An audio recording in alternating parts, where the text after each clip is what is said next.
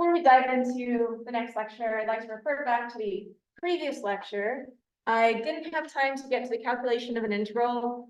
You all know the answer. Of course, the integral equals kbt times log 2. But if you want to see why it equals kbt log 2, then you can refer to the write-up that should now be available in the folder that you have access to from Jack and Don.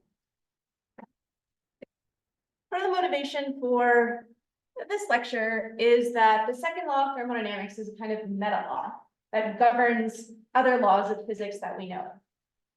There are lots of great quotes about thermodynamics. One great quote about thermodynamics, and in particular the second law, is by Arthur Eddington. He made some of the initial observations that appear to lend support to the general theory of relativity, and so he's been credited with making Albert Einstein into a household name. So Arthur Eddington said, if someone points out to you that your pet theory of the universe is in disagreement with Maxwell's equations, then so much the worse for Maxwell's equations. If it is found to be contradicted by observation, well, these experimentalists do bungle things sometimes. But if your theory is found to be against the second law of thermodynamics, I can give you no hope. There is nothing for it but to collapse in deepest humiliation. We could engineer apparent violations of the second law. I would guess that whenever we have an apparent violation, probably there is some secret resource being consumed that we just haven't accounted for yet. I'm not aware of violations of the second law, although there is still some debate out there. I see quantum physics as offering new sorts of resources for kind of bending around the second law. So appearing to violate the second law while actually they're not quite satisfying all of the assumptions behind it. And those resources include integrals. Let's review one simple manifestation of the second law. Suppose that we have a hot system at a temperature TH and a cold system at a temperature TC. We expect heat to flow, in exactly the opposite direction, on average. So from hot to cold.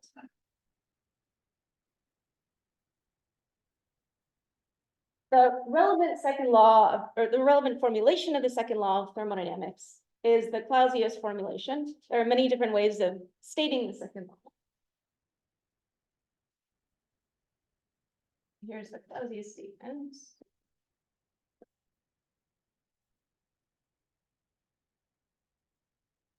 Rudolf Clausius was a German physicist and mathematician. He was one of the founders of thermodynamics. He stated, heat can never pass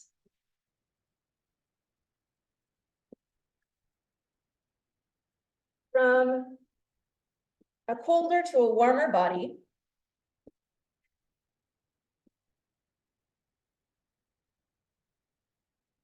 without some other change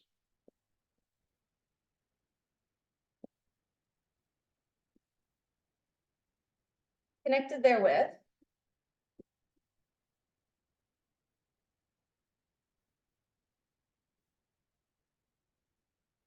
occurring at the same time.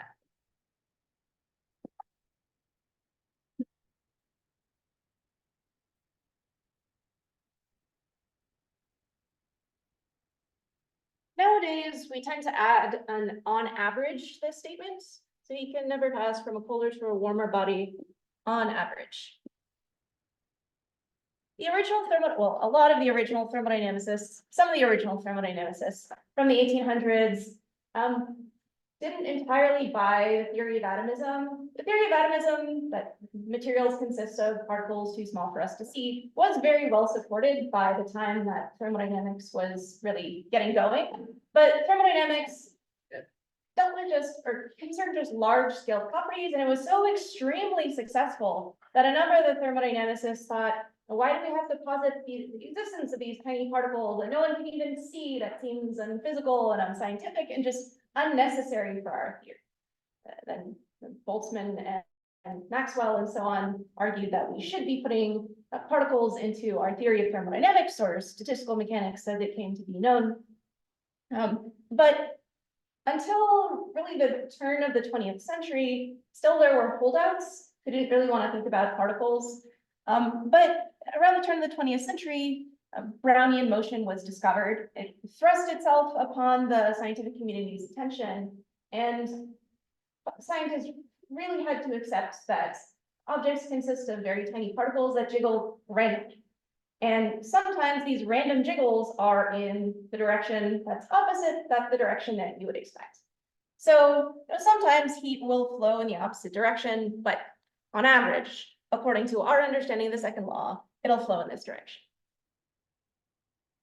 For example, if you open your refrigerator and let it stand, then of course, the refrigerator will warm up, unless it's plugged into an outlet.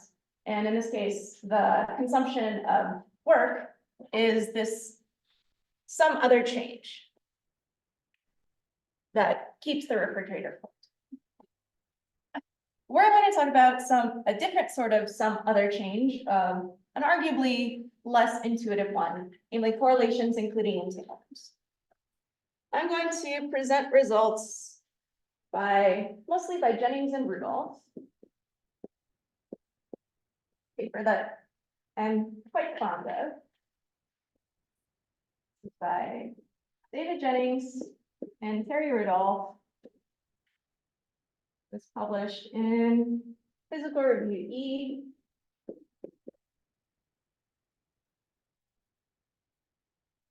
In 2010. They built on a paper by Bartovi from 2008.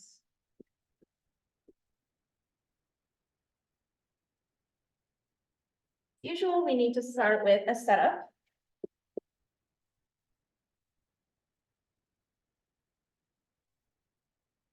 We have a system A and a system B. Time will run from T sub I to T sub F.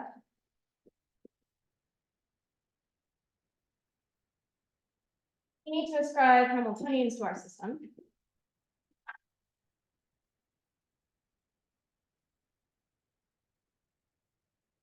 The subsystems are governed by individual Hamiltonians HA and HB.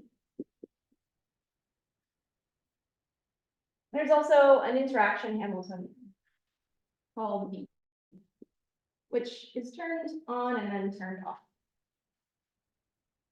And this is the interaction that will end up moving heat between the subsystems. There, as far as I know, is an implicit assumption in this paper, namely that the coupling is weak.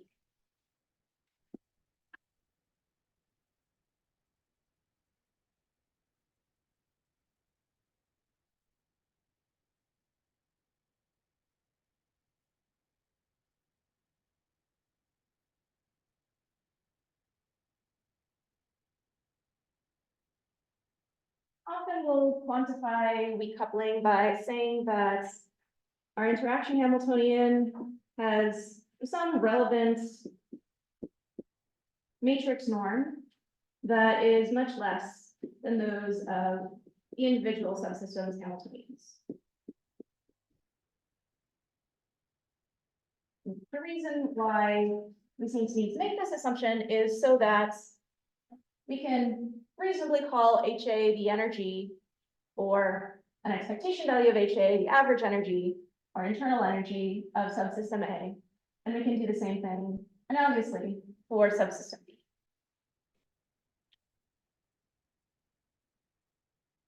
What states should our systems be in?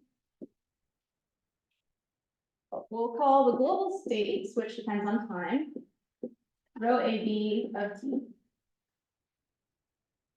Also, the subsystems have reduced states.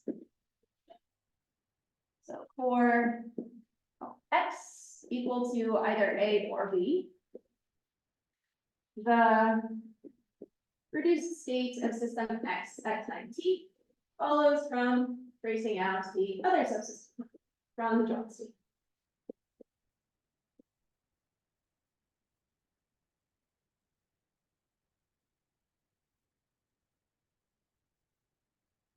specify the initial conditions. The initial states of A and B are canonical thermal states. So for each of our subsystems, the time TI states of that subsystem is what you'd expect, an exponential with some inverse temperature, Hamiltonian, and a partition function. This beta x is 1 over Boltzmann's constant times temperature, and partition function normalizes the state as usual. That's our setup. What quantities do we want to study?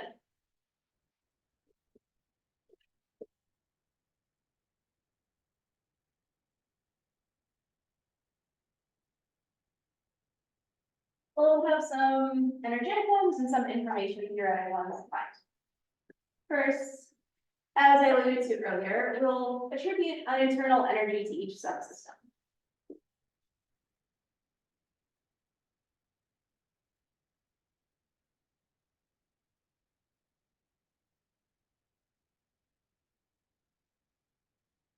Call this use of x of t. This is not unitary, it's supposed to be again internal energy. And it's the expectation value of the Hamiltonian of that subsystem.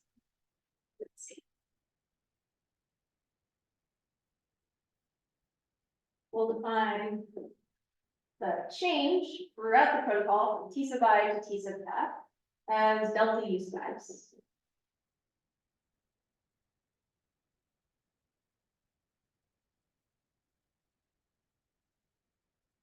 Second quantity of interest is probably unsurprisingly an entropy. Be interested in the entropies of subsystems.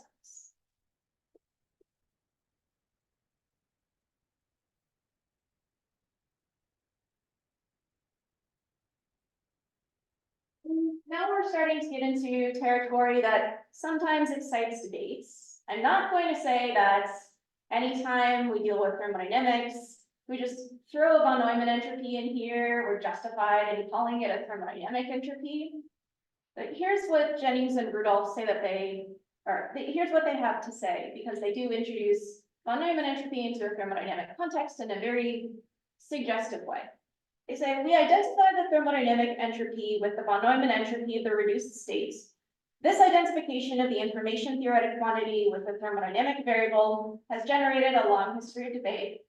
They cite 2 papers, they could probably cite many more. However, we do not add to this debate here, since the operational and mathematical correctness of our analysis holds independent of such interpretation issues.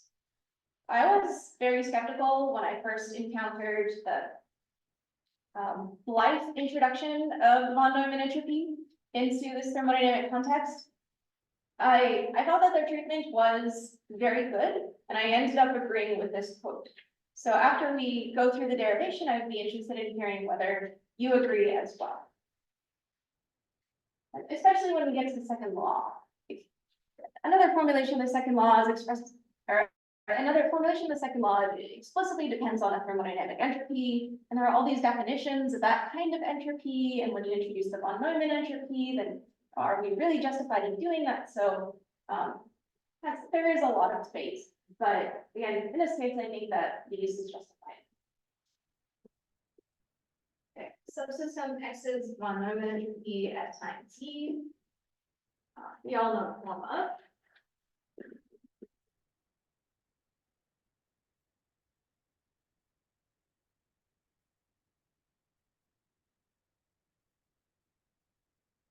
And similarly, as here, we'll define a change with a delta.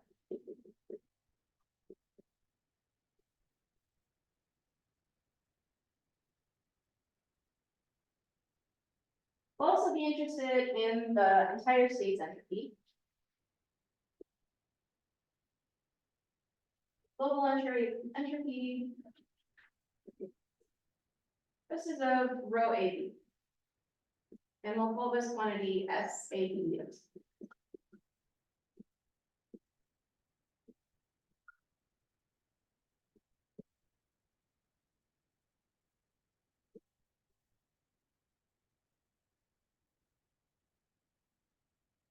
We'll also keep track of the Helmholtz free energy, at least a variation thereon, that is defined in terms of von Neumann.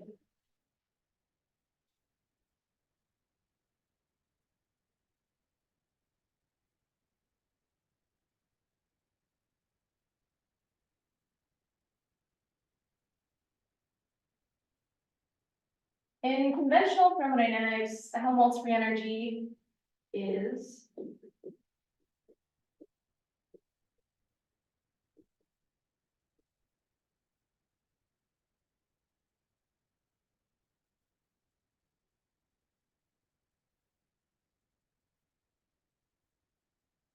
denoted by F. And it's the internal energy minus the temperature times the thermodynamic entropy. Yes. Why wouldn't the global entropy of the state probably be that only 0? We started with 2 thermal states. Oh,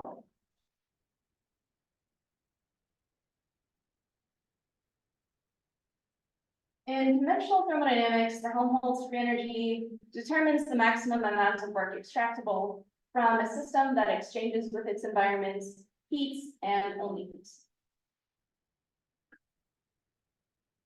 We're going to define a free energy like quantity that has the von Neumann entropy in it. You might very well hear people say that this is the Helmholtz free energy, but again, this is a thermodynamic entropy. We can't just substitute in the von Neumann entropy and say, oh, this is exactly the same quantity.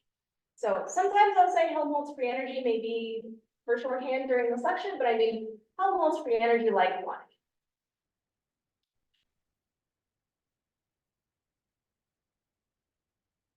So each subsystem at time t has this quantity. We'll have in here our internal energy, temperature of the subsystem, and the von Neumann entropy of the subsystem. Another entropic quantity we'll be interested in is mutual information.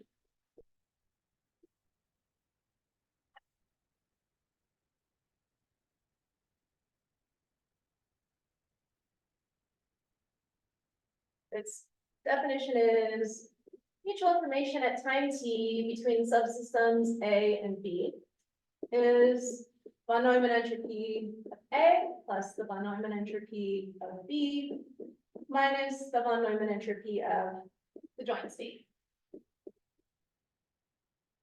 This is a measure of how much information A has about B and vice versa.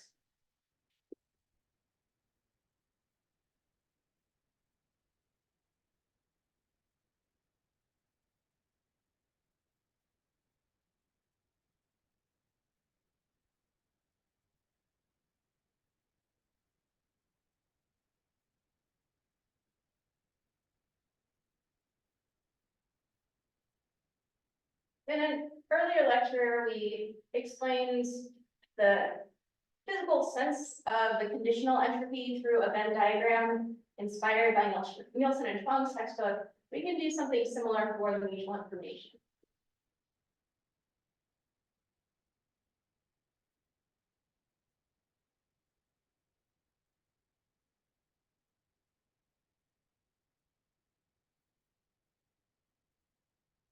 Suppose that we know the state of A, row A. Still, despite knowing this, in most cases, for most states, row A, we still have some uncertainty about the system A. For instance, if we measure A, then we probably won't know exactly what outcome will be. So let's loosely think of this bubble as our uncertainty about A, given that we know the state. And similarly, we can draw a bubble representing our uncertainty about B.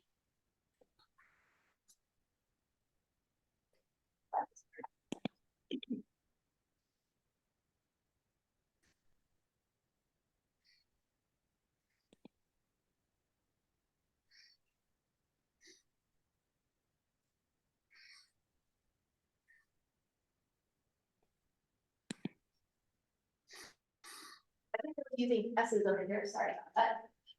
Temporarily using pitches. So, suppose that we have all this uncertainty, we add to it all of this uncertainty, and then we subtract off our uncertainty about the joint states. I'll switch back to essence. What do we have left? Well, we added on this bubble, and we subtracted off this. So what's left is this in-between part. Because we added it on once, we added it on twice, and we subtracted it off just once. This is the part of the Venn diagram that is shared by both the A portion and the B portion. This is the mutual information, the information that's shared by the two subsystems.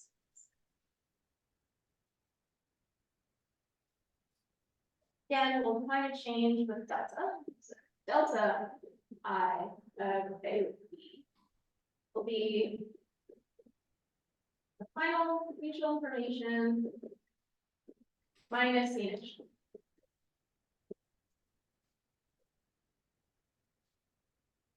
Does anyone have questions about the setup or the quantities of interest?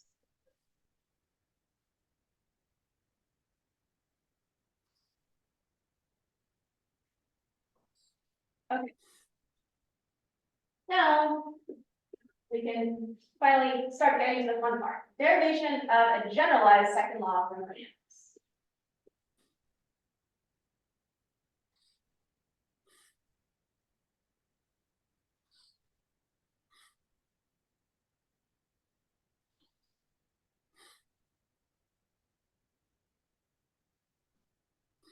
First, we need to derive constraints on the free energy change of each subsystem.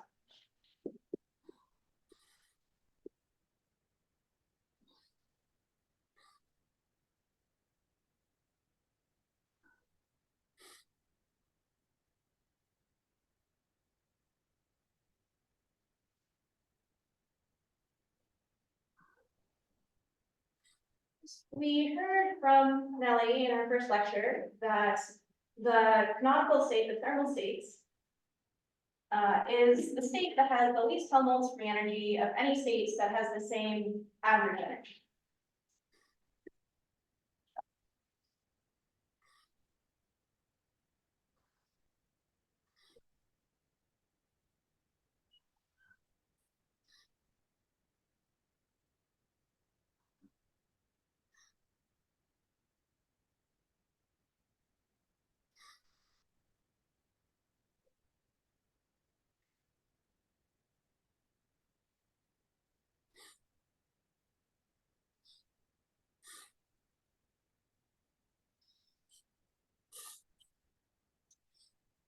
I alluded to this while discussing the relative entropy, but I thought it might be interesting to go through the proof. I remember going through the proof when I was in the first year of my PhD, and I found it very inspiring.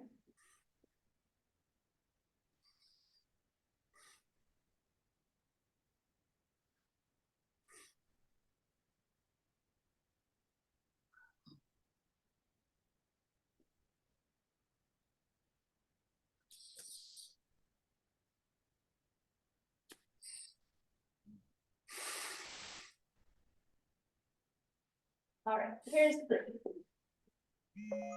We start off with the relative entropy, which, as Nellie showed us, has this form.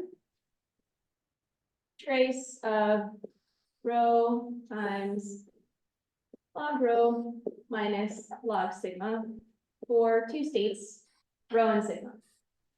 I'm going to be using logs of base e because we're also going to have some exponentials and the two should cancel each other out.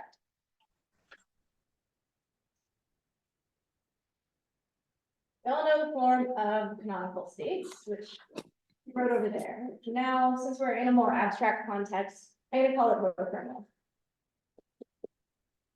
This is just some inverse temperature and some Hamiltonian. Yeah, we're separate from that setup in this proof.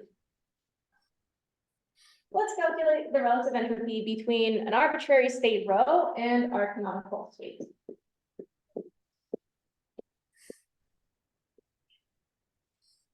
they plug in here. We can separate this trace into two different traces. And the first trace is just S of rho, the von Neumann entropy of rho with a negative sign out front. So we have negative S of rho minus the trace of rho times the log of the thermal state. Let's focus on this second term, which I'll call alpha. Let's work out this second term. We have, I want to include the negative sign. First, we substitute into the thermal states form. So we put an exponential in here. So the log, we have a log of an exponential over z. We can use log laws to separate that out into a difference of two logs. One of those terms is going to be a log of an exponential. And so those two are going to cancel, and this negative beta h is going to come down.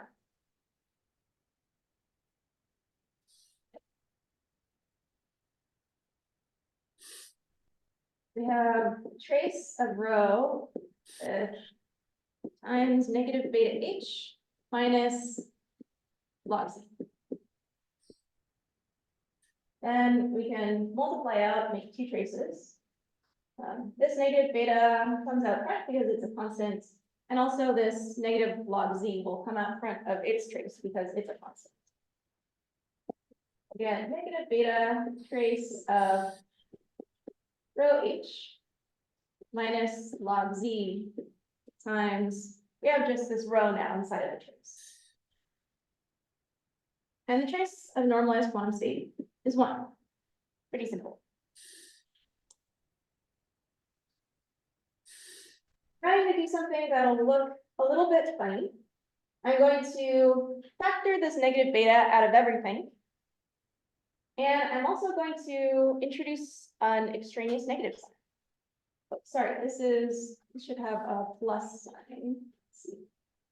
I think I messed up a negative sign somewhere.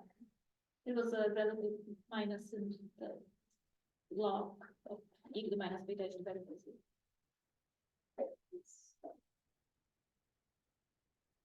Sorry? I think when you did the log of flow thermals, there was a relative,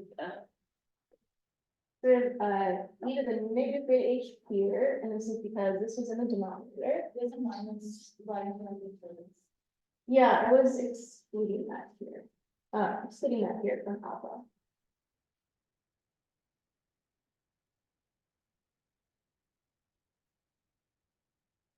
Okay, well, modulo minus sign. I think what we should have is negative beta times energy expectation value.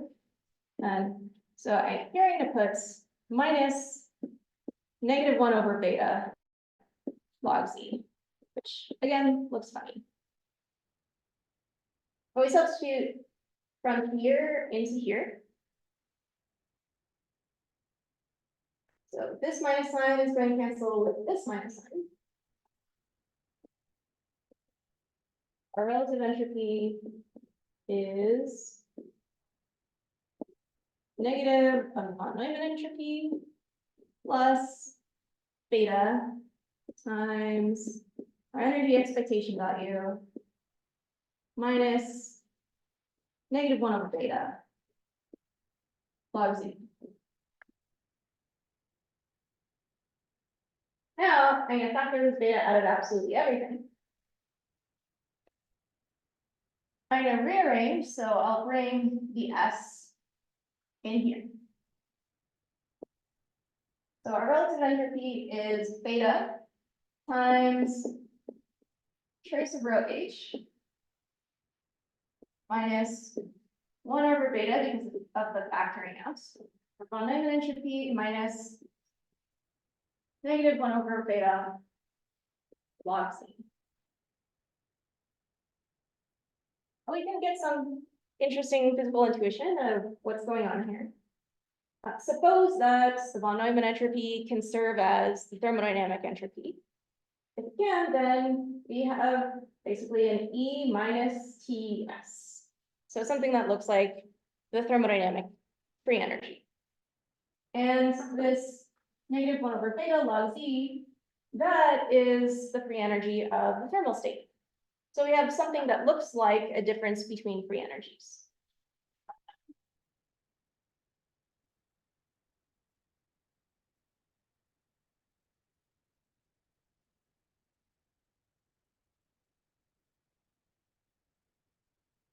That's the first major step in the proof. Second one is shorter.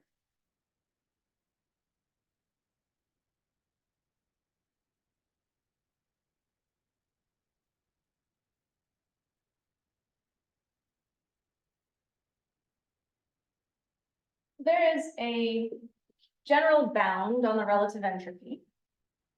The relative entropy is always at least 0.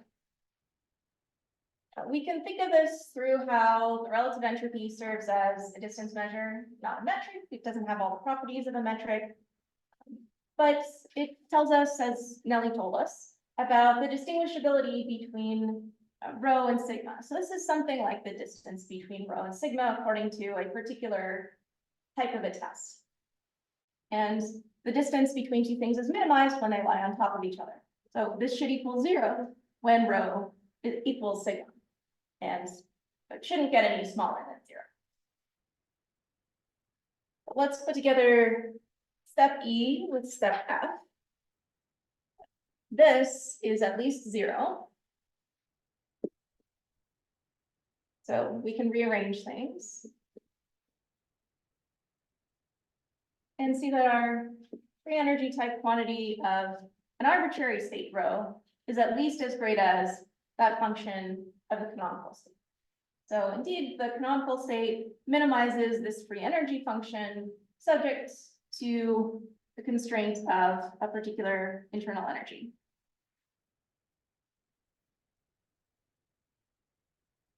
So that's an abstract proof, even independent of the setting that we laid out before. Let's return to the setting that we laid out before. We're trying to derive a generalized second law.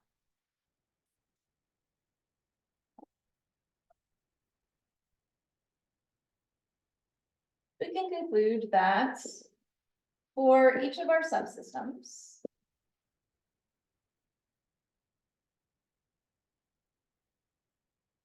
the free energy function increases monotonically. Yep, it increases monotonically because our subsystems began in canonical states. Well, let's write out the functional forms of these two quantities. We said we have an internal energy minus 1 over an inverse temperature, von Neumann entropy, and then the same thing on the right-hand side, except with the initial times. Now let's move things around. I'm going to move all the energies to the left and all the von Neumann entropies to the right. And also multiply by zeta x. Now we can use our delta definitions. And with this relatively simple inequality. We know that this inequality holds for each possible x, so we really have two inequalities. Let's sum them.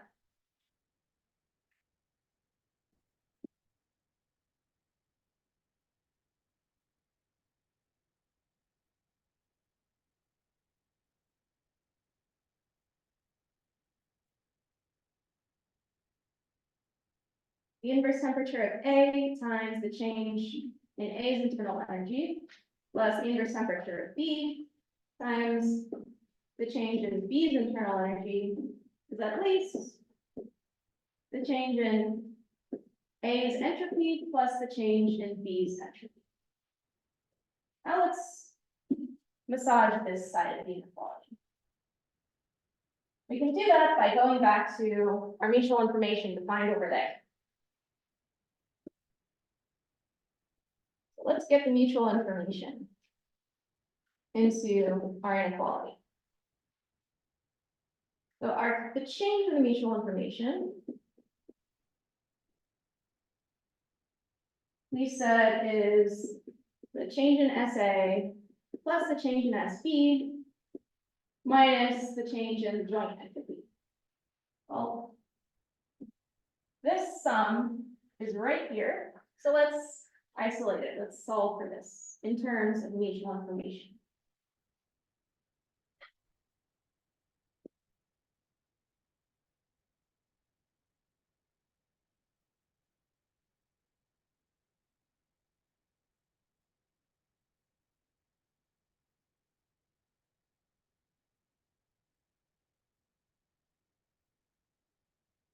We can take this expression and substitute it into our inequality here.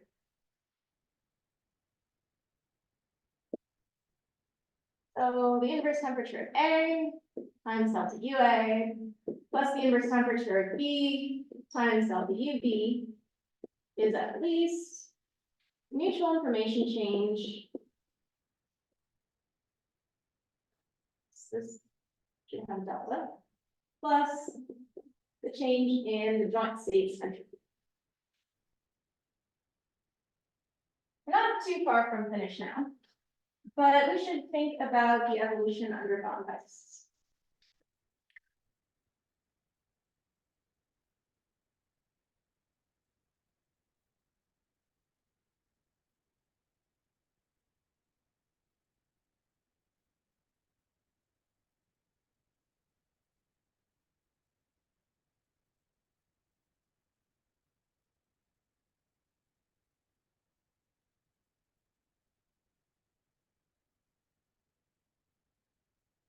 We have some assumptions about the evolution.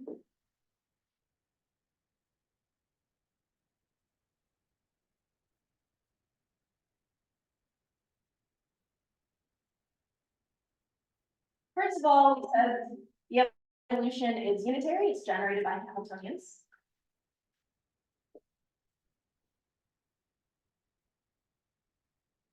Therefore, it conserves the total entropy of the whole system. So the final SAB equals the initial SAB.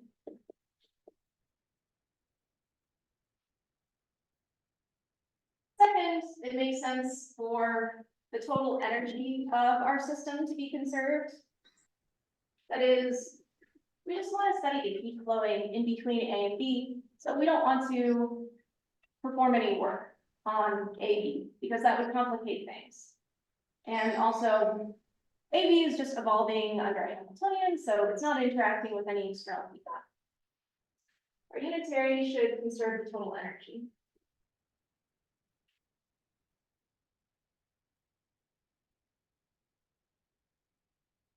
In other words, the trace of the final joint states with HA plus HB is the trace of the initial joint state. And HA plus HB.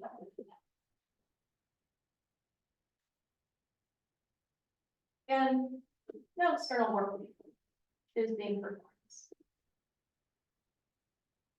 Just heat is exchanged.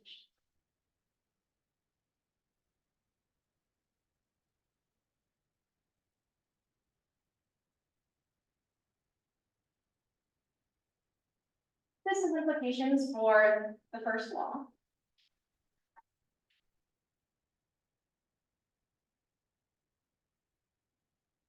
According to the first law, for each subsystem, the internal energy change is the sum of the heat that comes in and the work performed on it.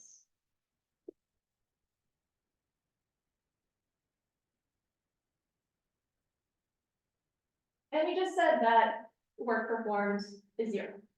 So the internal energy change is simply the heat that flows into the system.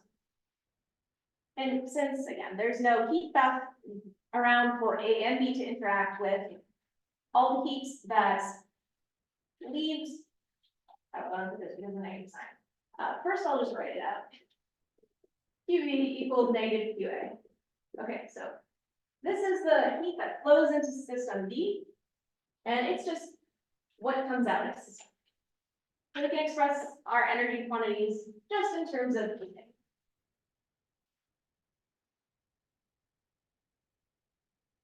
Let's put together our inequality with these assumptions.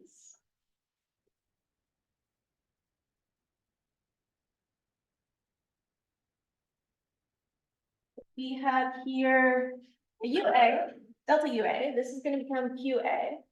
And this delta UB is going to become negative Q.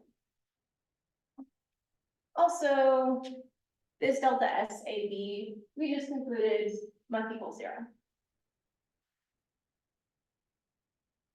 We have QA, we can factor the QA out of this whole left-hand side. And I'm going to rewrite the betas as 1 over temperatures, Boltzmann's constant will be 1.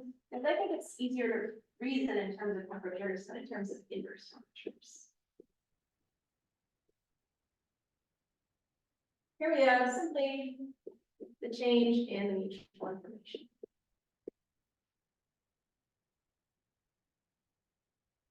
This is our generalized second law from Reynolds.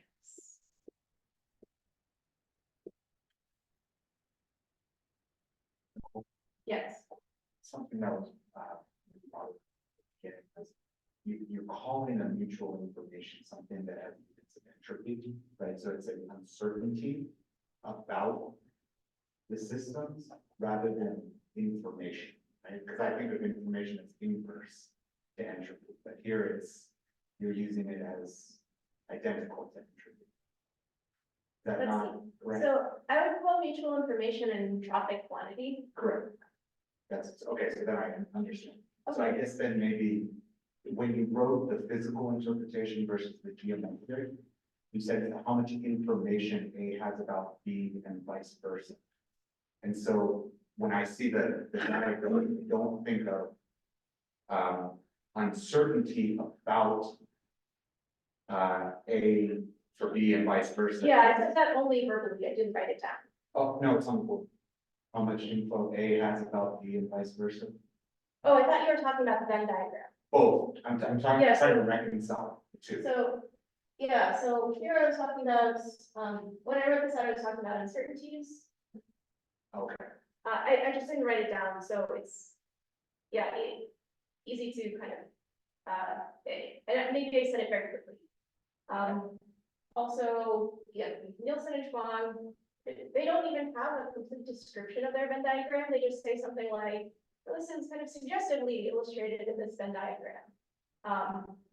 So this is, really a cartoonish. Mhm. The way I think of it is in terms of thinking about this uncertainty, this entropy as an uncertainty, and this entropy as an uncertainty, given that we know about the states. There might be other ways to describe it, because again, Nielsen and Schwang don't actually describe it. But ultimately, the mutual information is a measure of the correlation between A and B. And ultimately, in our story, the mutual information will track how correlations can be consumed in order to push heat in the quote unquote wrong direction. And this was just supposed to help us understand a little bit why mutual information is, what it means to have this quantity written in terms of entropies. That's what the Venn diagram is supposed to indicate. And kind of another simple way of thinking about it is how much correlation is shared between the two systems. And the sharing is supposed to be indicated by how the green region is in both the black block and the red block. But when it comes to these sorts of physical interpretations of entropic quantities and Venn diagrams, this is just words. Intended to give some sort of physical information. so just so I make sure I understand the uncertainty that you did say is an entropic quantity, but you're saying mutual information A has about B, even though it looks like to me that it's an uncertainty about A for B. So if we, there kind of two views here. One is, as you said, we can think of mutual information as the information that A holds about B. And we, the observer, had nothing to do with that statement. It's just the correlations between A and B, they're responsible for those correlations. But when we say uncertainty, we're bringing some subjectivity into the picture. And that's why I told this a little story about knowing the form of row A, but still having uncertainty about it. But here, we're not going to be able to predict the outcome. There's still the possible outcomes and probabilities. I'm still uncertain about A. And so this uncertainty picture is more cast in terms of the observer. So we come into the picture at this level of the explanation. So I think of these as two related but not identical ways of thinking about what the mutual information is like. Question? In the proof on the left, are we using the fact that rho has the same energy density as the currency? Let's see.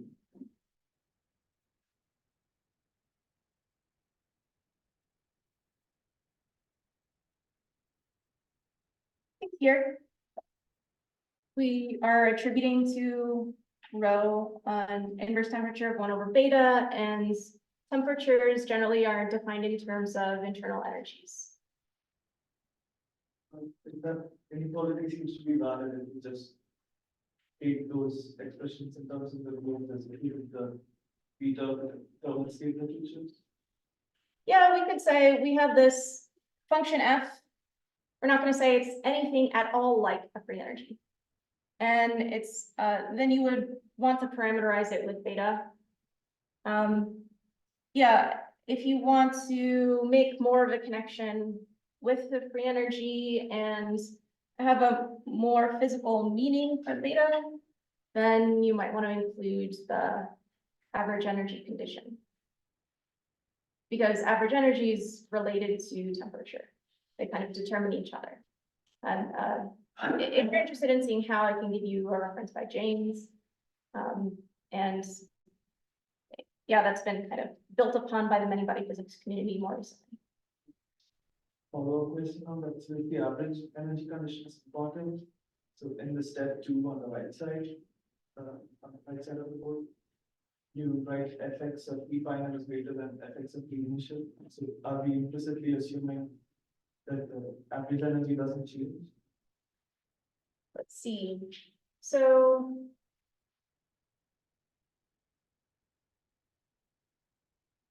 the average energy should be able to change because heat can flow between systems. Maybe we should just throw out the average energy assumption, because that would make everything work. Yeah. Any other questions? Okay. If we have a generalization of something that we're familiar with, then it makes sense to recover something that we are familiar with. Let's recover a statement that's like the conventional second law.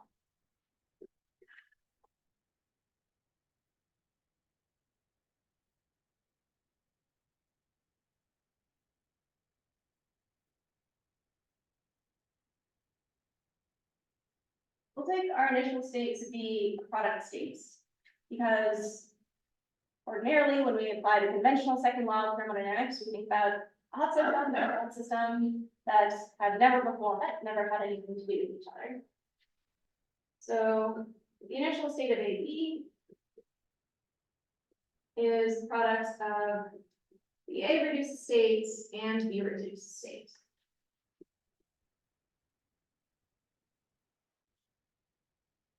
This choice has implications for the mutual information.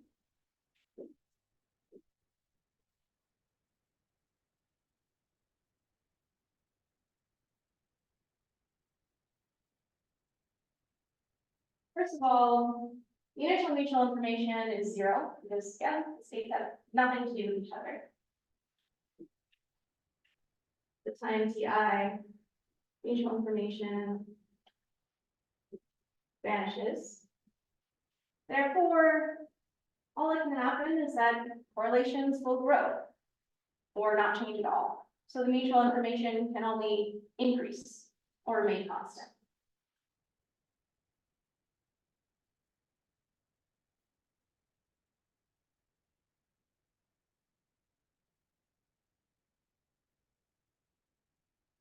Let's substitute into our generalized second law.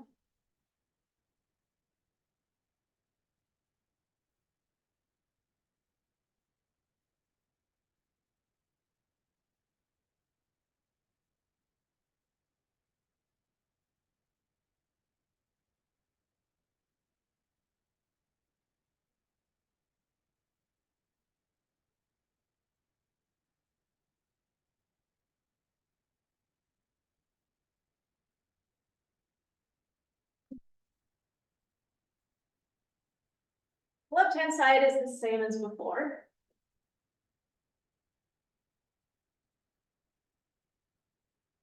And the right-hand side is 0. What should we make of this inequality?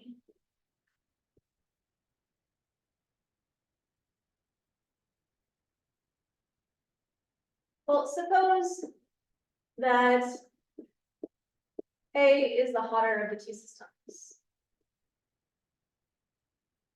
So TA is greater than TB. This denominator is large, so this fraction is small. So this is negative. So we have QA times a negative number, which must be at least 0. Therefore, this QA itself must be a negative number. What is QA? QA is the amount of heat flowing into the hotter system. So if negative heat is flowing into the hotter system, positive heat is flowing out of the hotter system. And indeed, that is what we expect of the conventional second law. And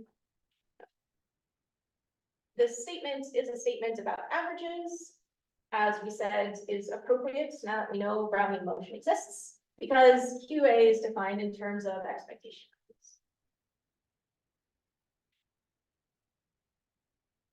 Right, does anyone have questions about this conventional second law type statement?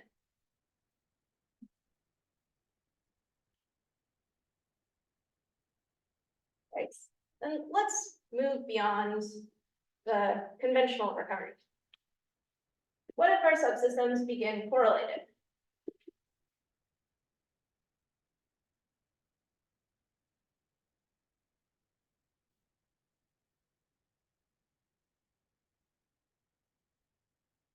Here's the summary of ultimately where we'll get to. So the correlations can serve as a resource. That resource can be consumed to push heat in the quote unquote wrong direction, even on average. Correlations can be classical, they can be quantum.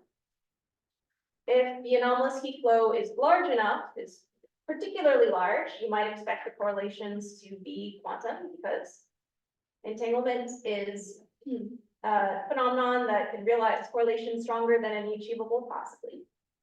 And indeed, we observe an anomalously large heat flow in the quote unquote wrong direction, then we can conclude that the initial state was entangled.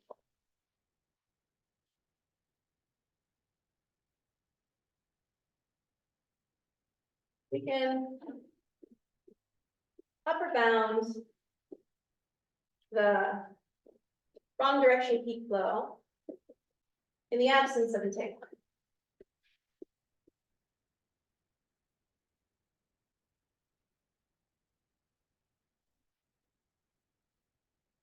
The most general unentangled state possible is called a separable state.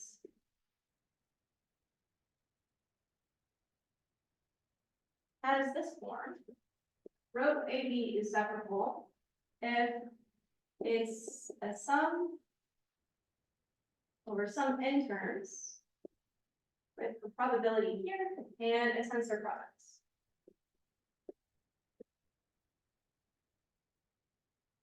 How can we prepare this state?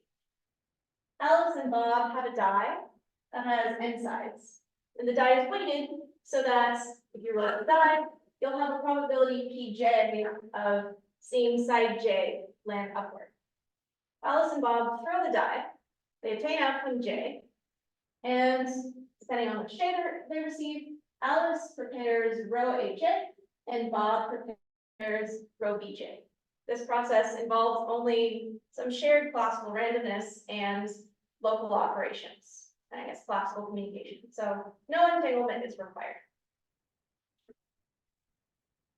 We can now bound the mutual information realizable in a separable state.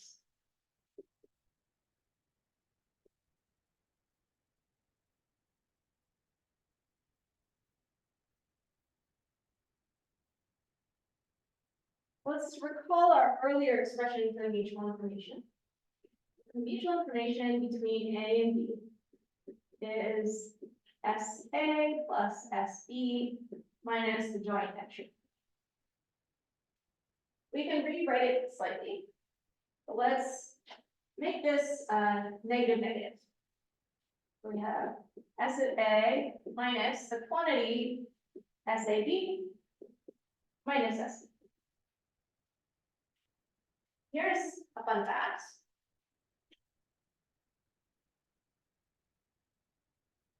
For separable states,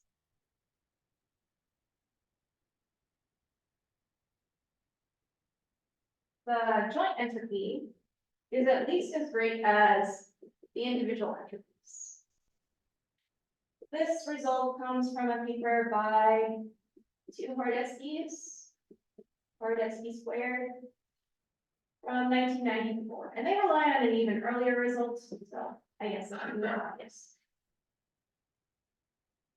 Let's combine this with this, because so we conclude SAB minus SB is at least 0. But this is at least 0. It's a positive number, or 0. So this whole thing is no greater than SA. And everything in this line continues to hold. We just interchange A and B. So we can also put an S. Oh, we can bound these two quantities. Nope, I wrote that in the wrong direction.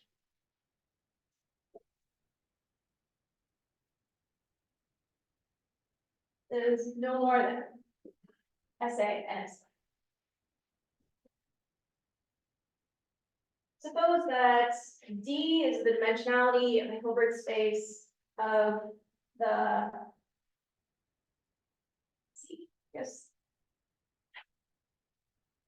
The smaller subsystem. Each von Neumann entropy is upper bounded by the log of the dimensionality of the Hilbert space. So in conclusion, we've bounded mutual information. We can apply that bounds to the generalized second law. Is there a question? Yeah, I guess could you explain again, that last part since you switched the signs? Yeah. So from here, we conclude that SAB minus SB is at least 0. So it's some positive number or 0. Okay, so if we take SA and we subtract off a positive number, we get something that's smaller. Or again, there's the 0 case. And this whole line continues to hold if we interchange A and B because the mutual information is symmetric under that interchange. So we also have this SB bound. And each one of these von Neumann entropies is upper bounded by the log of the dimensionality of the corresponding Hilbert space. And so let's say that D is the dimensionality of the smaller Hilbert space. That's where this bound comes from. Thank you.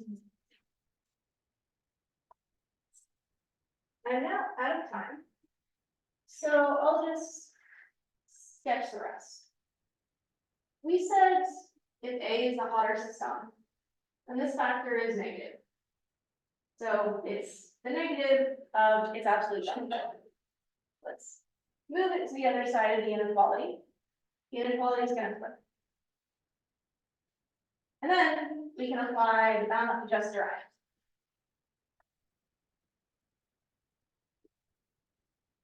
We conclude that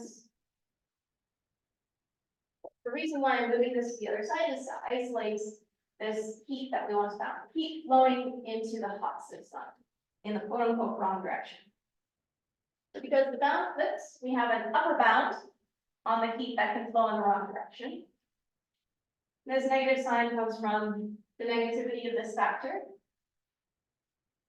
We have our mutual information change, which we just upper bounded with log d. And it's over a factor of absolute value 1 over TA minus 1 over T. This is the bound on the heat that can flow in the wrong direction if our system begins in a separable state. So it can have just classical correlations. This implies a thermodynamic entanglement witness.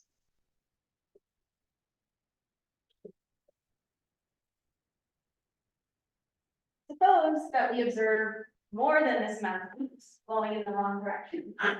We violate bound, we can conclude the initial state was not separable, it must have been entangled. As I said in lecture 1, in quantum thermodynamics, in large part, we've been using quantum information science as a toolkit for updating thermodynamics from the 1800s for the 21st century, but we can go in the other direction. We can now use thermodynamics to help us understand better what quantum systems can achieve and classical systems cannot. So where the boundary is between classical and quantum. We're out of time, so does anybody have questions? Thank you.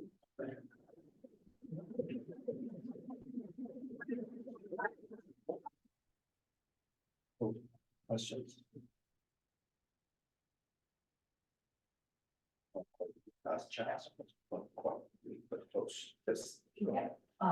So can we kind of think of it as using the, like, kind of like in the other protocol, burning entanglement, so you're using the entanglement node to get extra raw weight. Right. So for the case of separable states, if I wanted to think of it in the geometric picture, if I have SAB, the color, the center portion, the overlap portion, how do you have separable states where SAB is greater than either circle? SAB is greater than either. Like, Why do you expect to have that? for separable states, SAB is greater than or equal to SA or SAB. So the overlap region has to be greater than either circle itself. I guess we have to fall back on Nielsen and Schwann saying, this is just a simple sketch of the Venn diagram to kind of illustrate what these various entropic quantities are like. As in, I wouldn't take the Venn diagram too serious. Sure, yeah, no, I guess I'm trying to envision why an AB would, an overlap would be greater than either state separated. Yeah, that results, so David Jennings and Terry DeBrudel, in using that results, had to refer to a paper from 1994, which had to refer to an earlier paper. So at least to me, that result is not obvious. Okay. Thank you. Yes, Should there be the first time that we want the bound to be positive? probably. Yeah, there's. Yes.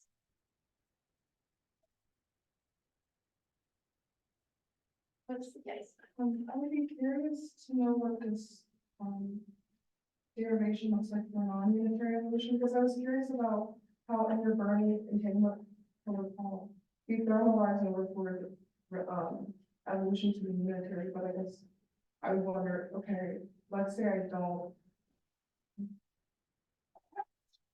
don't know how to formulate the question, I guess I'm thinking of non-unitary evolution, so we don't really thermalize all the way, I guess what it is. If you didn't use unitary evolution and let's say. Oh, okay, so we use unitarity in one step of the proof. That ensures that the total von Neumann entropy remains constant. So you wouldn't be able to rely on that anymore. And more conceptually, you would now need a way to distinguish quantum heat from quantum work. If your system is open, then it can absorb heat from its surroundings. And you need to figure out how to distinguish the heat that is flowing into system A from B, going the wrong direction, which is what we really want to focus on, from heat flowing into system A just from the environment in an ordinarily okay fashion. Is that what we get into non-equilibrium finance?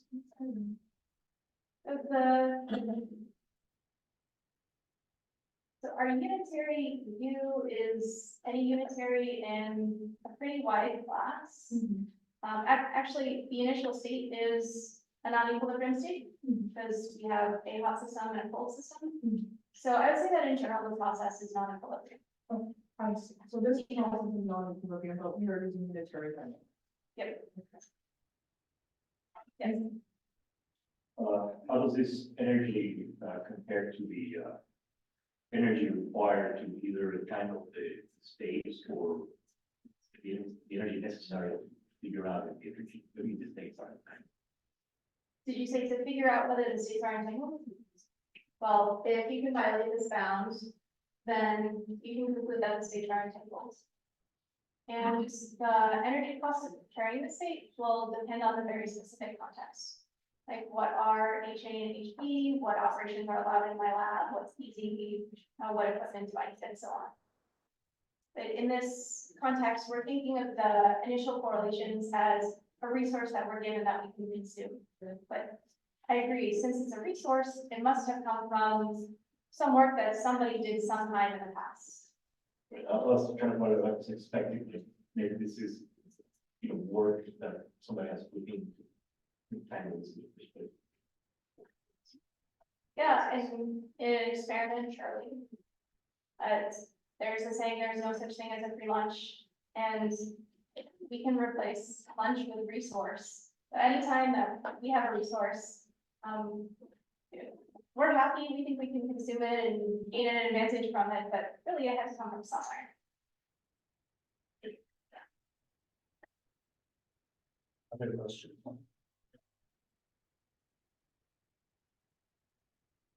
Borrow from Nicole. I think we're going to have free dinner and then free movie night. So thank you, Nicole.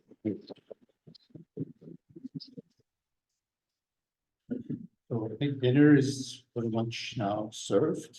And then let's say, because we have some, we have this Oscar preview, as we have seen from the email. Let's get back here at the latest 7:45. Maybe earlier, because we have a few. Here in this one. Yeah, this is where we're going to have everything. That's right, the movie, there'll be refreshment, there'll be beer, wine, whatever. So at the latest 7:45, because it is not just a movie we're going to see. We're going to see an Oscar act.